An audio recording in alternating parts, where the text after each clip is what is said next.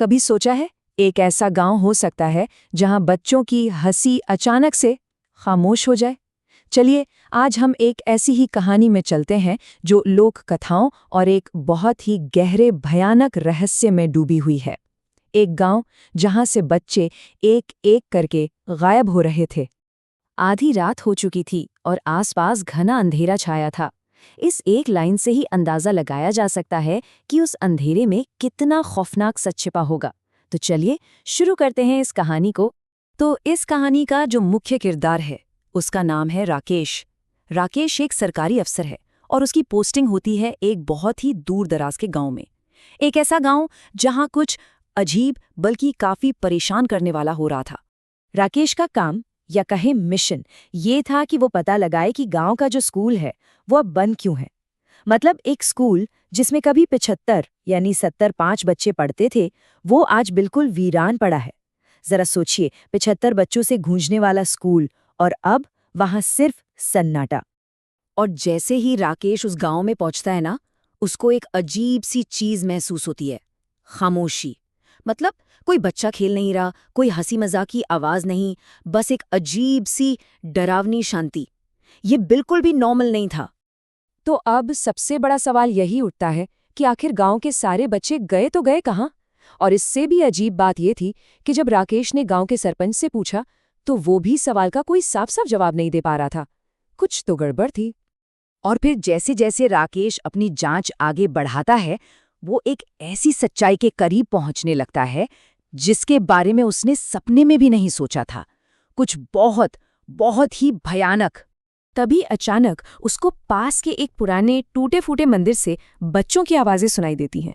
राकेश को थोड़ी तसल्ली होती है, उसे लगता है चलो बच्चे शायद यहीं खेल रहे होंगे। लेकिन जब वो पास जाकर देखता है तो जो मंजर उसके सामने था उससे उसके रोंगटे खड़े हो जाते हैं। वो बच्चे कोई आम खेल नहीं खेल रहे थे, वो खेल रहे थे बलि का खेल। मतलब वो एक मिट्टी की मूर्ति के सामने किसी भयानक पूजा पाठ की नकल कर रहे थे। और तभी एक बच्चे की आवाज गूंजती है, अमावस्या को छोटू की बलि देनी होगी। ये सुनकर राकेश अंदर तक हिल जाता है। और फिर उसी रात राकेश को एक बहुत ही भयानक सपना आता है। सपने में वो वही मूर्ति देखता है, एक ऐसी मूर्ति जिसका शरीर तो इंसान का था लेकिन सिर एक बैल का, और उसके पेट के अंदर आग की भट्टी जल रही थी। इस देवता या शैतान का नाम था मोलक। सपने से राकेश की नींद टूट जाती है, वो बहुत बेचैन हो जाता है। और तभी उसकी नज़र खिड़की के बाहर दूर कुछ खंडहरों में जलती हुई आग पर पड़ती है। वो खुद को रोक नहीं पाता और उस आग की तरफ चल पड़ता है। और वहां उसका सामना होता है गांव के पुजारी अघोरम से। राकेश छिपकर देखने लगता है और उसके पैरों तले जमीन खिसक जाती है। जो उसने सपने में देखा था वो अब उसकी आंखों के सामने हो रहा था। असली में वही मोलक की मूर्ति, और उसके सामने अघोरम कोई तंत्र मंत्र कर रहा था। अचानक अघोरम को एहसास हो जाता है कि कोई उसे देख रहा है और वो राकेश को बाहर आने को कहता है। अब राकेश के लिए सच का सामना करने के अलावा कोई चारा नहीं था। और फिर अघोरम अपना मुंह खोलता है और वो जो सच बताता है वो किसी की भी रूह कांपने के लिए काफी था। उसने बताया कि गांव में जो इतने सालों से सूखा पड़ रहा था, जो बीमारियां फैल रही थीं, वो सब किसी भगवान का गुस्सा या श्राप नहीं था। नहीं, ये सब उसी का किया धरा था, अघोरम का काला जादू। हाँ, अघोरम साफ साफ कहता है, ये मोलक कोई देवता नहीं, शैतान है, और उसी शैतान ने मुझे इतनी ताकत दी है। वो मानता है कि वो शक्ति और अमर होने के लिए गांव के बच्चों की बलि देता आ रहा है। सोच के देखिए, सालों से ये भयानक राज उसने अपने सीने में दफन कर रखा था। लेकिन इतना शातिर होने के बाद भी अघोरम से एक बहुत बड़ी गलती हो गई।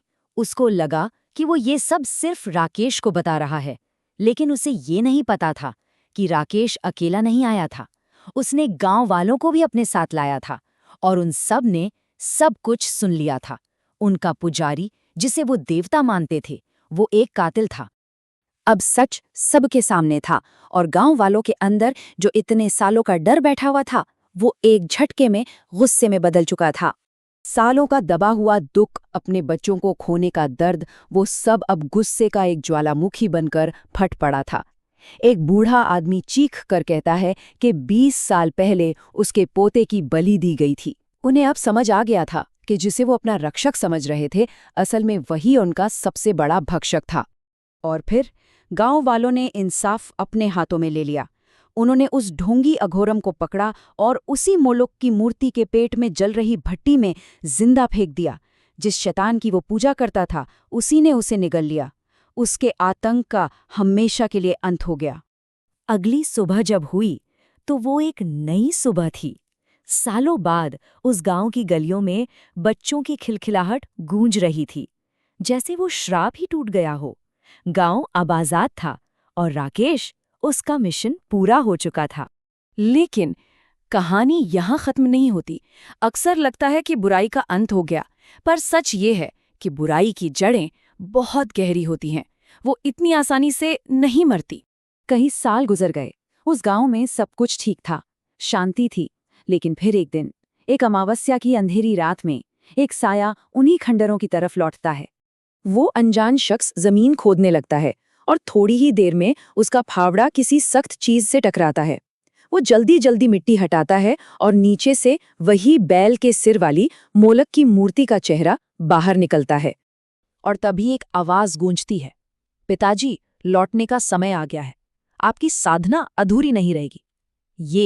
ये कोई और नहीं, अघोरम का बेटा था, जो इतने सालों बाद अपने पिता का अधूरा काम पूरा करने और उस दहशत को वापस लाने के लिए लौट आया था। और इसी सवाल के साथ ये कहानी यहाँ रुक जाती है। क्या इतिहास खुद को दोहराएगा? क्या उस गांव को बचाने के लिए कोई नया राकेश आएगा, या वो गांव एक बार फिर उसी अंधेरे में हमेशा के लिए डूब जाएगा?